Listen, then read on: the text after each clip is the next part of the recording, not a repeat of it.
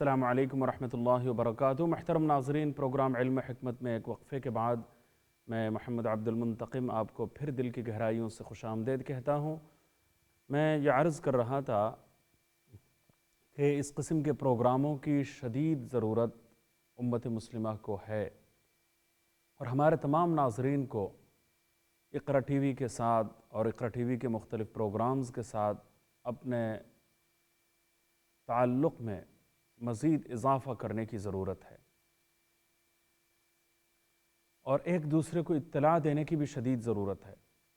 उसकी वजह यह है कि दीन इस्लाम की सही ताबीर और सही शक्ल सूरत दुनिया के सामने उजागर करना और दीन की तालीमात को आम करना ये अहले इल्म की ज़िम्मेदारी है, जिनको अल्लाह ताला ने कुरान और सुन्नत के इल्म से आरास्ता किया है, जो इल्म दीन के हामिलीन हैं, कुरान और हदीस के जो इल्म हैं उसके जो हामिल अफराद हैं, इस इल्म की बार अमानत उठाने वाले जो लोग हैं, उनकी ज़िम्मेदारी ये है कि इस दीन को आगे बढ़ाएं और इस दीन को का पैगाम आम करें।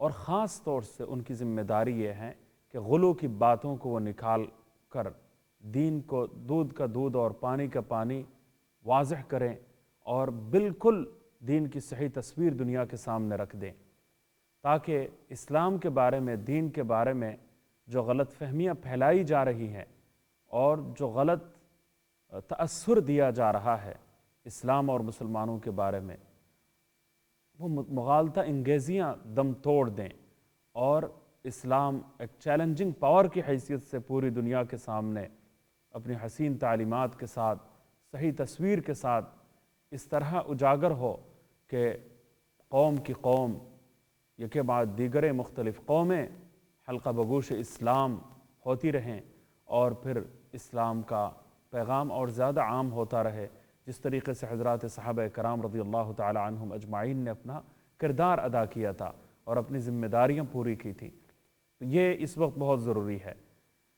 तो इसके लिए भी इन प्रोग्रामों की अहमियत गैर मामूली तौर पर ज़्यादा है और आप लोगों की शिरकत इस प्रोग्राम में बहुत ज़रूरी है। तमाम प्रोग्राम्स में आप सब की शिरकत बहुत लाजमी है।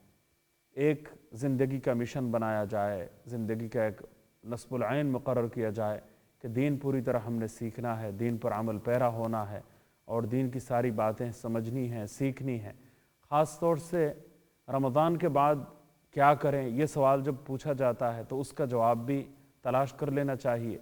और वो जवाब क्या है कि कुरान करीम की वजह से जिस रमज़ान की इतनी बड़ी फजीलत है, इतनी ज़्यादा अहमियत है, नुज़ूल कुरान का हवाला देकर अल्लाह ताला ने जिस महीने का तारुफ़ कराया है, उस महीने की अहमियत का राज कुरान करीम में पोशीदा है।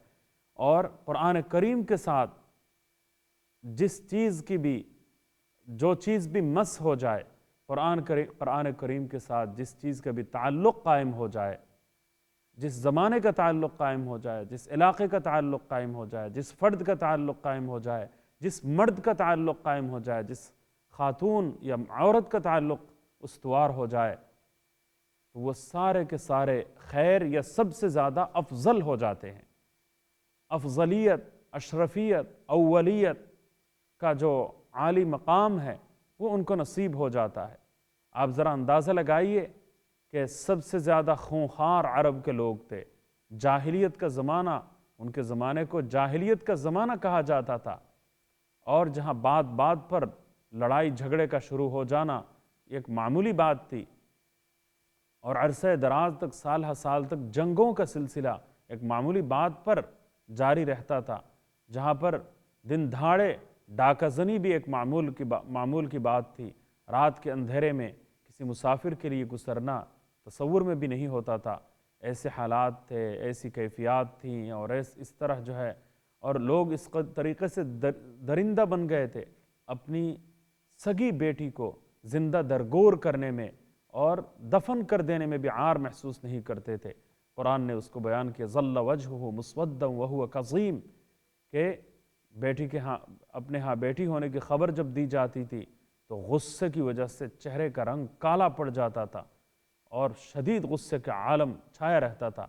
ये कैफियत हो जाती थी اس خبر کو سننا بھی گوارا نہیں تھا، اور پھر بیٹی کے ذرا سمجھ بوجھ پیدا ہونے کے فوراً بعد باپ جو ہے اپنی بیٹی کو زندہ درگور کر دے، تو انسانیت کس نہج تک پہنچنے کے بعد آج بڑے سے بڑا ڈاکو بھی اپنی اولاد سے پیار کرتا ہے، چور بھی اپنی اولاد کو پیار کرتا ہے، جو بڑا ظالم کوئی فوجی بھی اگر ہوا تو وہ بھی اپنی اولاد سے، اپنے گھر والوں سے اس کو ترس آتا ہے، دوسروں پر اگرچہ وہ مظالم ڈھائے، لیکن انسان کس قدر ظلم و ستم کی انتہا کو پہنچنے کے بعد ہی ایسی حرکت کر سکتا ہے، اس کا تصور بھی آج ناممکن سا نظر آتا ہے۔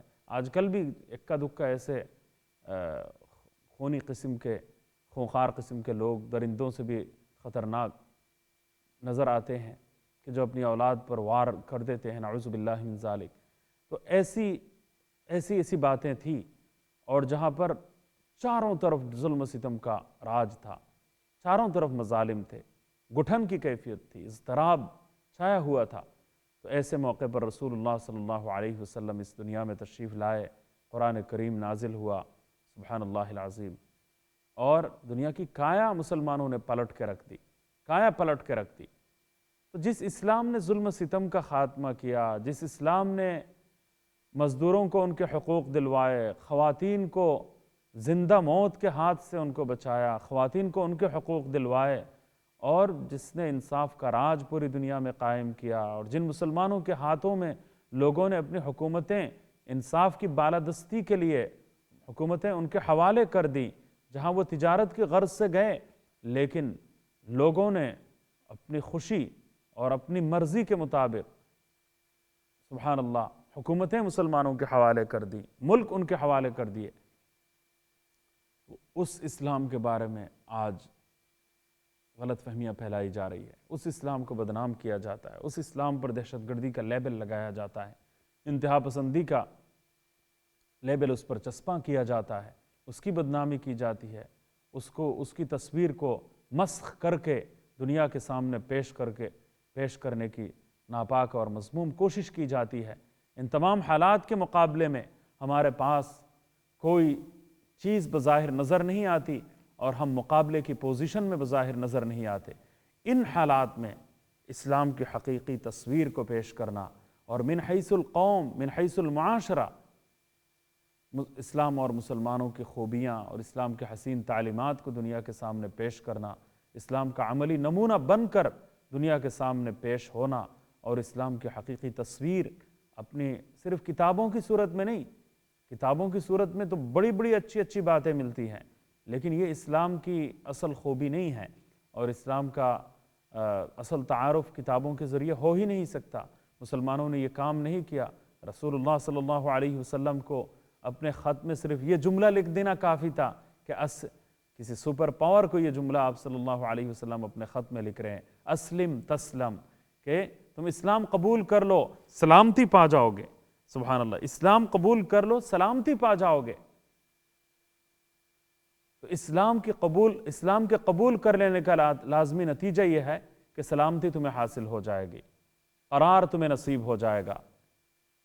تو اتنی سی بات کہہ دینا کافی تھا، کیونکہ سارے مسلمان اسلام کی تعلیمات کا عملی نمونہ تھے۔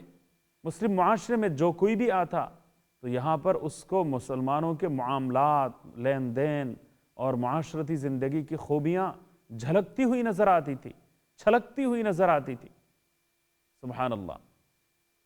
حضرت مولانا سید ابو الحسن علی ندوی رحمۃ اللہ علیہ کا ایک جملہ یاد آتا ہے کہ وہ اسلام کی خوبیوں کو وہ مس کر سکیں، یعنی چھو سکیں، سمجھ سکیں، یہاں قدم رکھتے ہی مسلمانوں کا کوئی علاقہ ہو، مسلمانوں کی کوئی بستی ہو، مسلمانوں کی کوئی آبادی ہو، مسلمانوں کی کوئی کمیونٹی ہو، تو وہاں پر آ کے کوئی بھی غیر مسلم آئے تو وہاں پر آتے ہی اس کو یعنی وہ مس کر سکے، وہ چھو سکے، وہ سمجھ سکے، گزرتے ہوئے اس کو اندازہ فوراً ہو جانا چاہیے کہ سبحان اللہ یہ وہ علاقہ ہے کہ جہاں پر انصاف کا راج قائم ہے، جہاں پر معاملات اور لین دین میں کسی قسم کی کوئی کوتاہی نہیں ہوتی، اور کسی کے ساتھ دھوکہ نہیں کیا جاتا، کسی کو ورغلانے کی کوشش نہیں کی جاتی، تجارت میں سچائی اور امانت داری کو یہاں کے لوگوں نے شعار بنایا ہوا ہے. یہ دھوکہ دہی نہیں کرتے، غلط بیانی سے کام نہیں لیتے، جھوٹ اور فریب کاری سے ان کا کوئی واسطہ نہیں ہے. یہاں پر کوئی کرائم نہیں ہے، یہاں پر کوئی کسی کو یہاں پر جان اور مال اور عزت و آبرو کو مکمل طور پر تحفظ حاصل ہے. تو یہ باتیں، یہ خوبیاں جو ہے وہ محسوس کر سکیں. یہ بات جب ہوگی، یہ کب ہوگی؟ اسلام کی تعلیمات کو عام کرنے ہی کے نتیجے میں یہ بات حاصل ہوتی ہے، ماحول بنانے کے نتیجے میں یہ بات حاصل ہوتی ہے. اور ماحول کب بنے گا؟ جب اسلام کا چرچا کیا جائے گا، اسلام کی تعلیمات کا چرچا عام ہوگا، اور قرآن اور سنت کی اور علم وحی کا چرچا جب عام ہوگا، اور پھر ہم اس ایک مشنری سوچ کے تحت، ایک مشن کے تحت اسلام کا علم بلند کیے ہوئے ہم آگے بڑھیں گے کہ نہیں، جس علاقے میں جائیں گے پہلے میں اپنی ذات میں اصلاح کی شمع روشن کروں گا، اپنی ذات میں اصلاح کا چراغ میں روشن کروں گا، اصلاح کی قندیلیں میں فروزاں کروں گا، اور پھر اس کے بعد جو ہے اپنے گھر والوں میں یہ خوبیاں میں عام کروں گا، اور پھر اس کے بعد جو ہے راتوں رات پورے معاشرے کی کایا نہیں پلٹ جاتی، پورے معاشرے کی صورتحال یکسر راتوں رات تبدیل نہیں ہو جاتی. حسن کردار ایک ایسی خوشبو ہے جو بالآخر پھیل کر رہتی ہے، اور اس کے نتیجے میں پہلے انسان اپنی ذات میں اصلاح کی شمع روشن کرتا ہے، پھر اپنے گھر والوں تک جو ہے وہ اس کی خوبیاں پھیلتی ہیں اور تعلیمات عام ہوتی ہیں. پھر اس کے بعد چراغ سے چراغ جلتا ہے، ایک چراغ سے دوسرا چراغ جلے گا، دوسرے چراغ سے تیسرا چراغ روشن ہوگا، تیسرے سے چوتھا چراغ فروزاں ہوگا، اور یوں افراد کی اصلاح کے نتیجے میں معاشرے کی اصلاح کا راستہ ہموار ہوگا. سبحان اللہ العظیم. بہت اہم بات ہے. لوگ دنیا میں سب سے زیادہ کوئی برا انسان جو ہے وہ بھی یہی کہتا ہوا نظر آتا ہے کہ سارے لوگ خراب ہو گئے ہیں اور لوگ جو ہے اچھے نہیں رہے، لوگوں میں چوریاں بڑھ گئی، ڈاکہ بڑھ گیا، اور یہ ہو گیا اور وہ ہو گیا، اچھے لوگ ملتے نہیں ہیں. سب سے زیادہ جو معاشرے میں خراب ہے وہ بھی دوسروں کی برائی کا رونا روتا ہوا نظر آتا ہے. الامان والحفیظ. اس لیے رسول اللہ صلی اللہ علیہ وسلم نے فرمایا کہ اذا رأیت شحا مطاعا وہوا متبعا ودنیا مؤثرا واعجاب کل ذی رأی برأی فعلیک بخاصة النفس ودع عنک امر العامہ. کہ جب تمہیں چار باتیں نظر آئیں گی کہ حکومت جو ہے وہ بخیلوں کے حوالے کر دی جاتی ہے، قیادت اور معاشرے کی سیادت اور قیادت اور رہنمائی اور لیڈرشپ ایسے لوگوں کے پاس ہے کہ جن میں کسی قسم کے کوئی خوبی نہیں ہے، وہ بخیل ہیں، اور انتہا بخل کی وجہ سے تو بے شمار برائیاں ان میں در آتی ہیں. اور کیا؟ اور خواہشات نفسانی کی پیروی کرنے والے جو لوگ ہیں وہ ان کی تعداد بڑھ جائے گی. پورے معاشرے میں خواہشات نفسانی اور دنیا کی پرستش جب بڑھ جائے گی، دنیا کی محبت جب معاشرے میں غالب آ جائے گی، اور دنیا کی تابعداری اور دنیا کی محبت اور پیسے کی لالچ ہر جگہ جب کار فرما نظر آئے گی، اور ہر شخص اپنے رائے کی گھمنڈ میں مبتلا نظر آئے گا، ہر کوئی اپنی رائے کو فوقیت دینا چاہتا ہے، کسی کی بات سننے کے لیے کوئی روادار نہیں ہے. تو ایسے موقع پر چاہیے کہ تم اپنی ذات میں اصلاح کی شمع روشن کرنے کی کوشش کرو، اپنی اصلاح کی خبر لو، اپنی خبر لو، اپنی اصلاح کی کوشش کرو. سبحان اللہ. پھر اسی کے نتیجے میں معاشرہ سدھرے گا. یہ طریقہ ہوتا ہے، وقت کی بات ہے. دیکھتا ہوں لائن پر کون ہے. السلام علیکم. وعلیکم السلام. جی فرمائیے محترمہ، کیا کہنا چاہیں گے آپ؟ I was listening to your talk. Yes. But before it comes, I'd like to say something to you.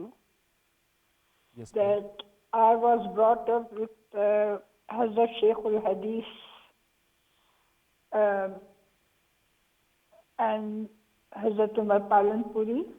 Yes, mashallah. And what these people are saying, I don't know what sort of training they have got from them. Most of these sheikhs, they say Oh, we are Muslims. Well, look at them. That green pagdi wala, they all are Barelvis. They don't want to follow Islam the way our sheikh have said, taught to them.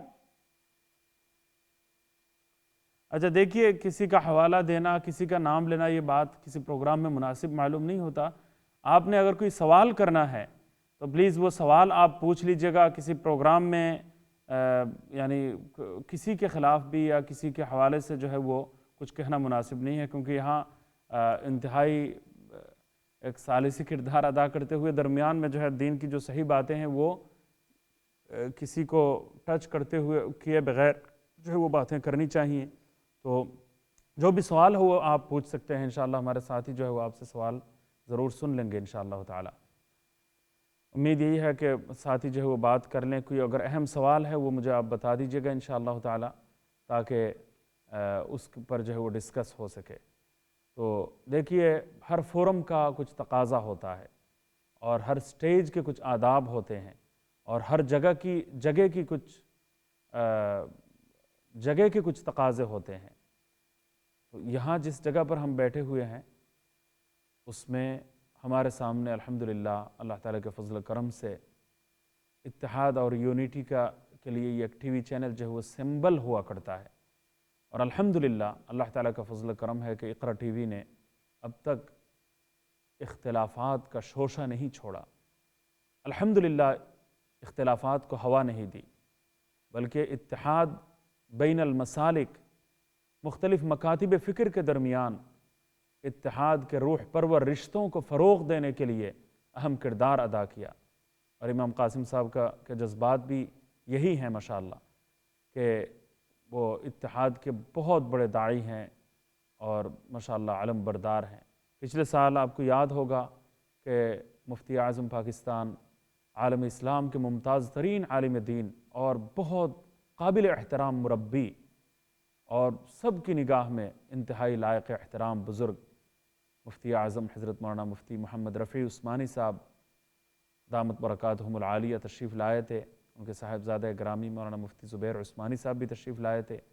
اور الحمدللہ کئی programmes ہوئے اور پورے برطانیہ میں اتحاد کا پیغام پہنچایا گیا، اتحاد کی دعوت جو ہے وہ عام کی گئی اور بات ماشاءاللہ بڑے پیمانے پر، بڑی سطح پر کی گئی اور سب کو بلایا بھی گیا. اسی اسٹوڈیو پر الحمدللہ عظیم الشان اجتماع منعقد ہوا اور ذمہ دار علماء کرام پورے ملک سے، ملک کے مختلف گوشوں سے یہاں پر پہنچے اور الحمدللہ اس پروگرام کا حصہ بنے. تو اللہ تعالیٰ اس سلسلے کو آگے بڑھانے کی توفیق عطا فرمائے. تو ہم انشاءاللہ تعالیٰ اتحاد کی باتیں، یکجہتی کی باتیں، محبت کی باتیں یہاں سے ہم زیادہ سے زیادہ پیش کریں گے تاکہ پورے معاشرے میں اتحاد اور محبت پیدا ہو. یہاں اس ملک میں رہتے ہوئے مسلمانوں کے سامنے میں سمجھتا ہوں کہ ایک ہی چیلنج، حقیقت آپ بہت سوچ لیجئے گا، بہت غور سے آپ سوچئے گا کہ مسلمانوں کے سامنے ایک ہی چیلنج حقیقت میں درپیش ہے. وہ کیا ہے؟ کہ نئی نسل کی حفاظت، نئی نسل کے دین و ایمان کی حفاظت کی جو بھاری بھرکم ذمہ داری ہے، اس پر توجہ دینا اور اس فریضے سے سبکدوش ہونا اور ایسے انتظامات کر کے دنیا سے رخصت ہونا کہ ہماری اگلی نسلوں کو دین اور ایمان کی خوراک ملتی رہے اور دین کی تعلیمات سے ہماری نسلیں آراستہ ہوتی رہیں اور ان کے اندر دین سے کسی طور پر جو ہے وہ دوری پیدا نہ ہو اور یہاں کا معاشرہ، یہاں کی کرائمز اور یہاں کی برائیاں ان کے وجود کو مٹھا نہ ڈالیں. الحمدللہ ہمارا رشتہ بزرگوں کے ساتھ، علماء دین کے ساتھ، اسلامک اسکالرز کے ساتھ، دینی مدارس کے ساتھ، اللہ والوں کے ساتھ کافی حد تک اب بھی موجود ہیں. لیکن خاص طور سے برطانیہ میں، یورپ میں، مغربی دنیا میں، ویسٹرن ورلڈ میں جو مسلمانوں کی جو نئی نسل ہے، اس نئی نسل کا رشتہ دین اور اسلام کے ساتھ انتہائی مضبوط طریقے سے کیسے استوار کیا جائے، کس طریقے سے ان کا رشتہ قائم کر دیا جائے اور وہ ہماری حقیقی میراث سے آشنا ہو جائیں، اس کو اپنی حقیقی دولت سمجھنا شروع کر دیں۔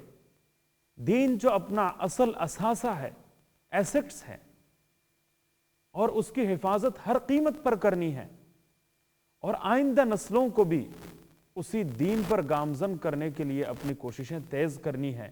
اس کے لیے نئی نسل کو صحیح راستے پر لگانا، صحیح راستے پر گامزن کرنا، اور دین کی میراث سے آشنا کرنا، اور اپنی حقیقی دولت کو کی حفاظت کے لیے ابھارنا، اس کے لیے تیار کرنا، یہ اتحاد کے بغیر ممکن نہیں ہے، اور دین کی ضروری تعلیمات کو عام کیے بغیر ممکن نہیں ہے۔